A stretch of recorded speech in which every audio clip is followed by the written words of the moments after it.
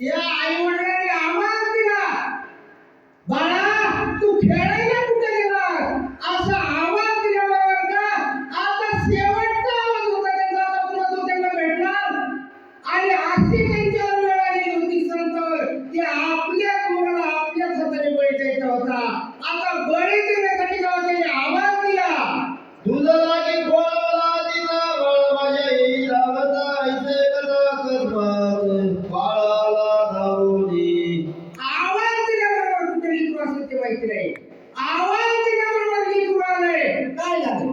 आदिताची करुणी नमन माता पित्याचे धनी चरण हे माता म्हणे तुझे विजित दान आदित मागो राजा.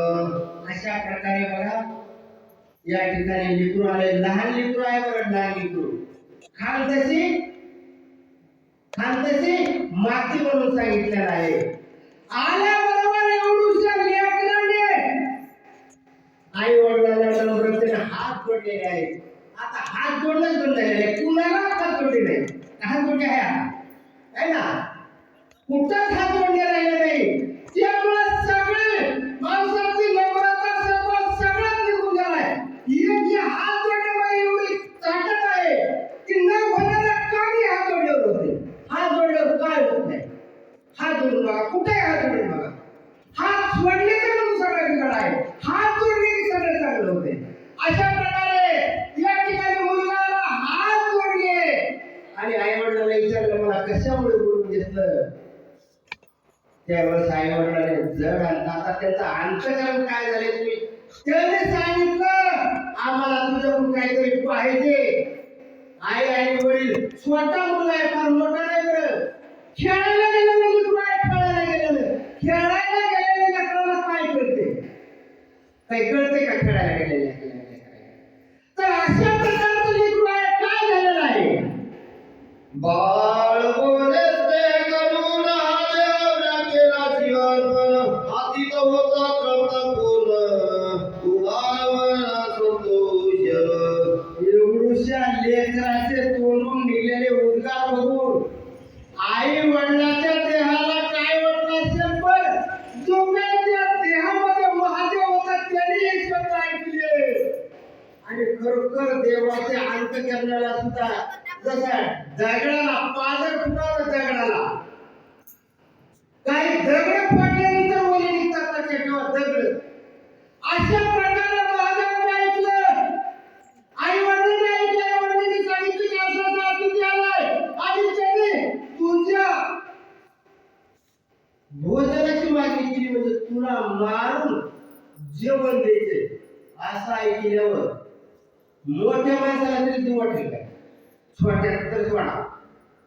जर बळी द्यायचे म्हणलं तर हा पण का एवढ्या लेकरू लहान लेकरू जायचं त्याने सांगितलं आज देह तुम्ही देवाला अर्पण केलेला आहे आणि त्याचे काम स्वतः महादेवाच्या याच्यापेक्षा मोठे काय आहे म्हणलं. कोण? एवढंसं लेकरू म्हणलं, एवढंसं लेकरू. आणि हे आई वडिलांनी ऐकलं आणि पूजा करणारा देव आतून ऐकत होता. आतून कुठून ऐकाव? आतून ऐकाव, आतून जीवाने ऐकाव. जीवाने ऐकल्यानं देहावर येते. जीवाने ऐकल्यानंतर ते देह करतो. जे जीवाला आवडते ते देहाने केलं पाहिजे. देहाला आवडते, देहाला काही नाही आवडते, जीवाला काही नाही आवडत नाही. जीवाला देहाला जीव आवडत नाही, देहाला देव आवडत नाही. देहाला राम न बोलते कोणतं देहाला, पण जीवाला सगळे चांगलं आवडते. अशा प्रकारे त्या देहामध्ये जो जीव महादेव होता त्याने ऐकलं. त्याला अतिशय असं दगडाला पाजर फुटा असं महादेवाच्या हृदयाचं पाणी पाणी झालं का. अरे काय भक्त आहे, असं भक्त हुडकून सापडत नाही. हुडकून सिरियल सारखा काय असे भक्त आहेत की ज्याच्यासाठी महादेवाला यावं लागलं. भक्ताच्या तोंडून ऐकलं आणि काय झालं पुढं. ऐसे कथा धडकरी बाळ भेटला कडेवरी पाकळाच्या भीतरी घेऊन गेली बलाव्या. तर अशा प्रकारे वाचायचं राहिलं नाही. या. 35. या नाही या या या या या चल.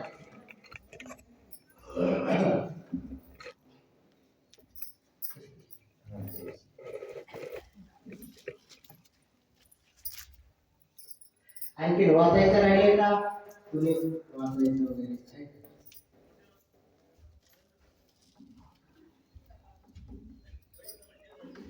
तर अशा प्रकारे मुलाने नुसतं बोलायचं